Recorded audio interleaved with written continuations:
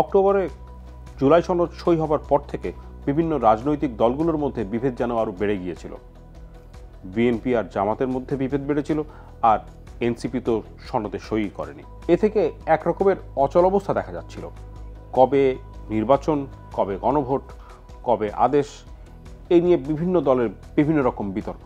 সেসব কিছুর অবসান ঘটাতে আজকে মোহাম্মদ ইউনূস একটা ভাষণ দিয়েছেন এবং সেই আলোকে একটা জুলাই সনদ আদেশও বেরিয়েছে, যেটা গেজেট আমার হাতে।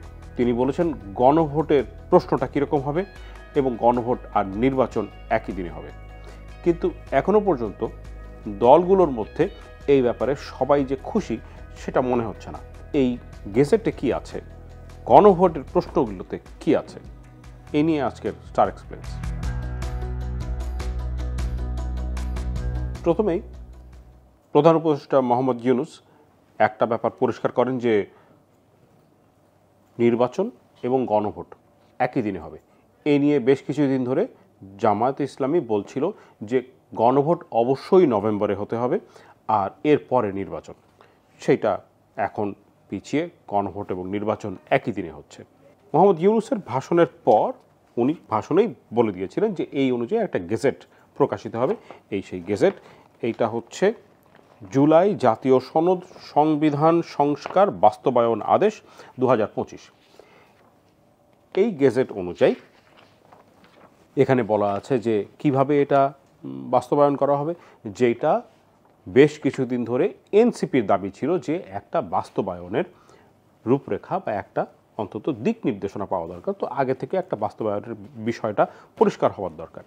এখনো পর্যন্ত কিন্তু এনসিপি জুলাই সনদে সই করেনি, শুধুমাত্র এই বাস্তবায়নের কোনো নিশ্চয়তা ছিল না সেজন্যে।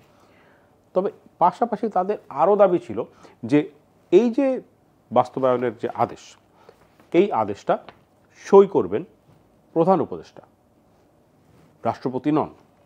কিন্তু এই আদেশটা সই করেছে রাষ্ট্রপতি, কারণ এটাই নিয়ম এই প্রজাতন্ত্রের। সে নিয়ে এনসিপির নিশ্চয়ই আপত্তি আছে, তারা সেটা কিছুটা বলেছে, আরও হয়তো যত সময় যাবে সে নিয়ে আরও বিশদভাবে তারা জানতে পারবে। তবে এখন আলাপ করি যে নির্বাচনের পাশাপাশি গণভোট, সেই গণভোটের যে প্রশ্ন, সেই প্রশ্নের 4টা দফা নিয়ে প্রশ্ন থাকবে। 4টা দফা। প্রশ্নটা হবে এরকম: গণভোটে নিম্নরূপ প্রশ্ন উপস্থাপন করা হবে। প্রশ্নটা থাকবে এরকম, বলা হচ্ছে যে আপনি কি জুলাই সনদ ব্র্যাকেটে সংবিধান সংস্কার বাস্তবায়ন আদেশ 2025 এবং জুলাই জাতীয় সনদে লিপিবদ্ধ সংবিধান সংস্কার সম্পর্কিত নিম্নলিখিত প্রস্তাব সমূহের প্রতি আপনার সম্মতি জ্ঞাপন করিতেছেন? এখানে চয়েস আছে, হ্যাঁ অথবা না। এই প্রশ্নের নিচে 4টা দফা আছে। 4টা দফার প্রথম দফা ক, নির্বাচনকালীন তত্ত্বাবধায়ক সরকার, নির্বাচন কমিশন এবং অন্যান্য সাংবিধানিক প্রতিষ্ঠান জুলাই সনদে বর্ণিত প্রক্রিয়ার আলোকে গঠন করা হইবে। এটার মানে অনুযায়ী একদিকে কেয়ারটেকার গভর্নমেন্ট, ইলেকশন কমিশন আর অন্যান্য যে কনস্টিটিউশনাল বডিগুলো আছে, যেমন CAG, controller and auditor general, anti corruption commission, ন্যায়পাল, এই প্রতিষ্ঠানগুলো এবং এই ধরনের যে কনস্টিটিউশনাল বডিগুলো, সেইগুলোর অ্যাপয়েন্টমেন্ট কিভাবে হবে, সেগুলো কিভাবে গঠিত হবে, এ নিয়ে জুলাই সনদে বিশদভাবে বলা আছে, পুরো প্রক্রিয়াটা বলা আছে। কিন্তু এই প্রক্রিয়ার পাশাপাশি আবার বিএনপি এবং তার কিছু যে অ্যালাই ছিল, সেই সমমনা দলগুলোর নোট অফ ডিসেন্টও দেওয়া ছিল প্রতিটি ক্ষেত্রে। সেই নোট অফ ডিসেন্টের কথা কিন্তু এখানে বলা হচ্ছে না, এবং এই নোট অফ ডিসেন্টগুলো নিয়ে এটা ধরা হচ্ছে নাকি ছাড়া হচ্ছে সেটা কতে বলা নেই। একই সাথে এই সবগুলো প্রস্তাবের কিছু কিছু জায়গায় অনেকের দ্বিমতও থাকতে পারে, কারণ তারা হয়তো মনে করতে পারে যে অ্যান্টি করাপশন কমিশন যেভাবে গঠন করার প্রস্তাব দেওয়া আছে জুলাই চার্টারে, সেটা হয়তো আদতে সরকারের যে প্রভাব তার বাইরে থাকতে পারবে না, সরকারের প্রভাবের মধ্যেই থাকতে হবে। তখন দেখা যাবে অ্যান্টি করাপশন কমিশন অন্যান্য আমলে যেভাবে ব্যবহৃত হয়েছে তখনকার এবং ভবিষ্যতেও তখন সরকারের ইচ্ছা অনুযায়ী, মর্জি অনুযায়ী কলকাঠি নাড়া যাবে অ্যান্টি করাপশন কমিশনের, এবং এটা আসলে একটা প্রতিপক্ষকে হেনস্থা করার টুল হিসেবে ব্যবহার করা হবে। হতেই পারে, সেরকম নাও হতে পারে। তবে দ্বিমত থাকুক আর নাই থাকুক, এই সবগুলো একটা প্রশ্নের মধ্যে চলে আসবে: ইলেকশন কমিশন, তত্ত্বাবধায়ক সরকার এবং অন্যান্য সাংবিধানিক প্রতিষ্ঠান। আচ্ছা, এরপর খতে বলছে আগামী জাতীয় সংসদ হইবে 2 কক্ষ বিশিষ্ট। জাতীয় সংসদ নির্বাচনে দলগুলোর প্রাপ্ত ভোটের অনুপাতে 100 সদস্য বিশিষ্ট একটি উচ্চ কক্ষ গঠিত হইবে এবং সংবিধান সংশোধনী করিতে হলে উচ্চ কক্ষের সংখ্যাগরিষ্ঠ সদস্যের অনুমোদন দরকার হইবে।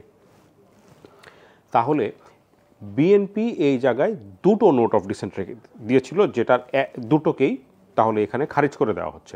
প্রথমটা ছিল যে সংসদের উচ্চকক্ষ তো হবে, ঠিক আছে, কিন্তু সেটা ভোটের অনুপাতে হবে না, অর্থাৎ প্রপোর্শনাল রিপ্রেজেন্টেশন হবে না। তারা চাচ্ছিল যে নিম্নকক্ষে যে সিট যে দলগুলো যেভাবে পেয়েছে সেই সিটের প্রপোর্শনে উচ্চকক্ষের সিটগুলো যেন বন্টন করা হয়, কিন্তু এখানে সেটা না করে দেওয়া হয়েছে। একই সাথে বিএনপি এটা বলেছিল যে সংবিধান সংশোধনের ক্ষেত্রে যেহেতু উচ্চকক্ষের যারা আছেন তারা সরাসরিভাবে ভোটে নির্বাচিত না, কাজেই তারা সংবিধান সংশোধনীর ক্ষেত্রে কোনো রকম বক্তব্য দিবেন না বা কোনো রকম তাদের কোনো ভূমিকা থাকবে না, অর্থাৎ তাদের এখান থেকে উচ্চকক্ষের কোনো ভোটের প্রয়োজন হবে না। সেটাও সেই নোট অফ ডিসেন্টও এখানে খারিজ করে দেওয়া হলো, কারণ এখানে বলে দিয়েছে যে 100 সদস্যের একটা উচ্চকক্ষ হবে প্রপোর্শনাল রিপ্রেজেন্টেশনের ভিত্তিতে, এবং কোনো রকম কনস্টিটিউশনাল অ্যামেন্ডমেন্টের ক্ষেত্রে সেখানে একটা সিম্পল মেজরিটির দরকার হবে, তা না হলে পাস করবে না। অফকোর্স কতগুলো ক্ষেত্রে এরপরে আবার অ্যামেন্ডমেন্ট রেফারেন্ডামের ব্যাপার আছে, সেটা অবশ্যই এখানে মেনশন করা নেই, সে যাক। থার্ড চয়েস বা তৃতীয় দফা গ, সংসদে নারীর প্রতিনিধি বৃদ্ধি, বিরোধী দল হইতে ডেপুটি স্পিকার ও কয়েকটি সংসদীয় কমিটির সভাপতি নির্বাচন, প্রধানমন্ত্রীর মেয়াদ সীমিতকরণ, রাষ্ট্রপতির ক্ষমতা বৃদ্ধি, মৌলিক অধিকার, বিচার বিভাগের স্বাধীনতা, স্থানীয় সরকার সহ বিভিন্ন বিষয় যে 30টি প্রস্তাবে জুলাই জাতীয় সনদে রাজনৈতিক দলগুলোর ঐক্যমত হইয়াছে, সেগুলো বাস্তবায়নে আগামী সংসদ নির্বাচনে বিজয়ী দলগুলো বাধ্য থাকবে। এখানে তাহলে ব্যাপার দাঁড়ালো যে বেশ কয়েকটা বিষয় পুরোপুরিভাবে ঐক্যমত হয়েছে, কনসেনসাস। এই 30টা প্রস্তাব যেগুলোতে ঐক্যমত হয়েছে সেগুলো যে জিতবে, নেক্সট রুলিং পার্টি বা গভর্নমেন্ট, এগুলো বাস্তবায়ন করতে বাধ্য থাকবে। এইটা দিয়ে কিছুটা হলেও এই 30টার ক্ষেত্রে তাদের উপরে একটা বাইন্ডিং কমিটমেন্ট তৈরি করার একটা ব্যাপার হলো। 4 নম্বর দফা, জুলাই জাতীয় সনদে বর্ণিত অপরাপর সংস্কার রাজনৈতিক দলগুলোর প্রতিশ্রুতি অনুসারে বাস্তবায়ন করা হইবে। অর্থাৎ রাজনৈতিক দলগুলো যেভাবে প্রস্তাব দিয়েছিল সেই অনুযায়ী অন্যান্য রিফর্মগুলো চালানো হবে। তার মানে 4 নম্বরটায় কিছুটা মনে হয় যে রাজনৈতিক দলগুলো তাদের মতো করে কিছুটা দ্বিমত, কখনো নোট অফ ডিসেন্ট, এগুলো দিয়ে তাদের মতো করে একরকম একটা অবস্থায় এসছে, কেউ কেউ এগ্রিমেন্টে পৌঁছেছে, পৌঁছায়নি, কিন্তু সেই আলোকেই তারা তাদের মতো করে রিফর্মগুলো ক্যারি আউট করবে। 4 নম্বরে তাই বলছে। তাহলে এর আগে 1 নম্বরে যে বলা আছে নির্বাচনকালীন তত্ত্বাবধায়ক সরকার, নির্বাচন কমিশন এবং অন্যান্য সাংবিধানিক প্রতিষ্ঠান জুলাই সনদে বর্ণিত প্রক্রিয়ার আলোকে গঠন করা হইবে, এখানে কিন্তু দলগুলোর প্রস্তাবের কথা বলছে না, এখানে কিন্তু নোট অফ ডিসেন্টের কথা ওরকম করে বলছে না।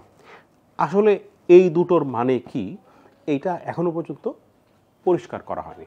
পরিষ্কার হয়তো করা হবে, নাও করা হতে পারে, সেটা দেখা যাবে সামনে। কিন্তু এই বিষয়ে একটা প্রশ্ন থাকবে সবারই যে নোট অফ ডিসেন্টগুলোর কি হবে, যে দলগুলো আসলে একমত হয়নি সেইগুলো কি হবে। অন্য দুটো জায়গায় পরিষ্কারভাবে বলে দেওয়া হয়েছে যে এই জিনিস করতে হবে। এখন এই 4টা প্রশ্নের ক্ষেত্রে অনেকেই হতে পারে যে 3টায় একমত কিন্তু একটায় একমত না, তাহলে তার পুরো প্রশ্নের উত্তরে তার হয়তো না বলতে হবে। এটা নির্ভর করবে সে কতটা শক্তভাবে কতটা স্ট্রং কোনো একটা বিষয়ে তার যে রিয়াকশান হচ্ছে সেটা কতটা আসলে শক্তিশালী বা কতটা বেশি তাকে নাড়া দিচ্ছে সেই বিষয়টা, সেইটা নিয়ে হয়তো অনেকে মনে করতে পারে যে দুটো বেশি গুরুত্বপূর্ণ বিষয় আছে আমার কাছে সেই দুটো ঠিক আছে, কাজে বাকিগুলোর সাথে আমি মোটামুটিভাবে একটা কম্প্রোমাইজে আসতে পারি, আমি হ্যাঁ ভোট দিতে পারি। তবে সব কিছু মিলিয়ে এই কোনটায় হ্যাঁ হবে আর কোনটায় মানে আমি কতটুকু হলে হ্যাঁ বলবো কতটুকু হলে না বলবো এটা আসলে বোঝা মুশকিল। আরেকটি বিষয়, এইখানে যে 30টি বিষয় আছে, কোনোটায় নোট অফ ডিসেন্ট বলা আছে, কোনোটায় প্রস্তাবের কথা বলা হচ্ছে, এই জিনিসগুলো আসলে কি? যে 30টি প্রস্তাবের কথা বলা হচ্ছে সবাই ঐকমত্যে পৌঁছেছে, সেগুলো আসলে কি? এবং এখানে একটা জিনিস বলে দিয়েছে যেটা এখনো পর্যন্ত বোঝা মুশকিল ঠিক কোন বিষয়টির কথা বলছে, সেটা হচ্ছে মৌলিক অধিকার। এখন পর্যন্ত জুলাই সনদে সেই রকম করে মৌলিক অধিকারের ব্যাপারে কোনো রকম প্রস্তাব আসেনি। আসুক আর নাই আসুক, জুলাই সনদে আসলে কি আছে সে নিয়ে তেমন কোনো ব্যাখ্যাও কিন্তু সরকারের পক্ষ থেকে অথবা অন্যান্য দলগুলোর পক্ষ থেকে দেওয়া হয়নি। এবার আসা যাক যে পরবর্তী সংসদ যে হবে সেইটার বিষয়ে কিছু কথাবার্তা। সেটা হচ্ছে 7 নম্বরে আছে সংবিধান সংস্কার পরিষদ গঠন, উহার কার্যাবলী ও বিলুপ্তি। এখানে বলছে যে এই আদেশ জারির অব্যবহতি পর অনুষ্ঠিতব্য জাতীয় সংসদের সাধারণ নির্বাচনে নির্বাচিত প্রতিনিধিগণের সমন্বয়ে একটি সংবিধান সংস্কার পরিষদ গঠিত হইবে, যাহা সংবিধান সংস্কার বিষয়ে সকল ক্ষমতা প্রয়োগ করিতে পারবে। এই যে কনস্টিটিউশন রিফর্ম কাউন্সিল হচ্ছে, এইটা এক রকমের কনস্টিটিউয়েন্ট অ্যাসেম্বলির মতো। এই কনস্টিটিউয়েন্ট অ্যাসেম্বলি বা কনস্টিটিউশন রিফর্ম কাউন্সিলটা সেই কনস্টিটিউশনাল রিফর্মগুলো করবে। এখন এইখানে বলছে যে এই কনস্টিটিউশনাল রিফর্ম কাউন্সিলে, কনস্টিটিউশন রিফর্ম মানে তো আসলে কনস্টিটিউশনাল অ্যামেন্ডমেন্ট, যেটার জন্য আমার লোয়ার হাউসে 2/3 এবং আপার হাউসে এখন এই নতুন আদেশ অনুযায়ী সিম্পল মেজরিটি পাওয়ার কথা, মানে দরকার হবার কথা, যেটা পেলে পরেই আমি কনস্টিটিউশনাল অ্যামেন্ডমেন্ট করতে পারব। কিন্তু এখানে এই কনস্টিটিউশন রিফর্ম কাউন্সিল যে থাকবে প্রথম 6 মাস, প্রথম দিন পার্লামেন্ট বসার পর থেকে 180 দিন পর্যন্ত সে কনস্টিটিউশন রিফর্ম কাউন্সিল হিসেবে ডুয়াল রোল থাকবে, দুইটা ভূমিকা, একটা নর্মাল পার্লামেন্ট আর একটা রিফর্ম কাউন্সিল। রিফর্ম কাউন্সিল ওই 6 মাসের জন্য কনস্টিটিউশন অ্যামেন্ডমেন্ট যেগুলো আনবে সেইগুলো সে সিম্পল মেজরিটির ভিত্তিতে আনতে পারবে। 51% ভোট হলেই কনস্টিটিউশনে সেটা ঢুকে যাবে। আর 180 দিনের মধ্যে যত অ্যামেন্ডমেন্ট আছে সেগুলো শেষ করার পরে তারপরের 30 দিনের মধ্যে তাদের আপার হাউস গঠন করতে হবে, এটাও এখানে আছে। এই আপার হাউস গঠন করার পরে আপার হাউসের মেয়াদ হবে লোয়ার হাউসের সমান সমান। সো সেটা তো যেরকম থাকবে সেরকম পরবর্তী ইলেকশন পর্যন্ত আপার হাউস এবং লোয়ার হাউস একই সাথে ওইভাবে চলবে। এই আদেশ অনুযায়ী এই কয়েকটা জিনিস মোটামুটিভাবে পরিষ্কার করা হয়েছে।